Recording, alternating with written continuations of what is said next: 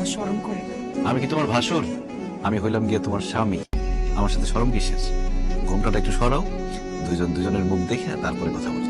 পারুম না, 6 মাস পরে দেশে আইসা একবারে সামনাসামনি দেখ। কি কো? এতদিন তোমার চেহারা না দেখে আমি থাকতেই পারুম না, দম আটকে মরে যাবো। তুমি কি চাও আমি দম আটকে মরে যাই? তাহলে ঘোমটাটা একটু সরাও।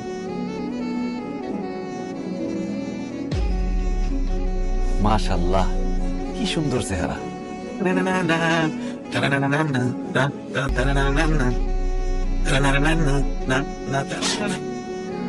আপনি কে?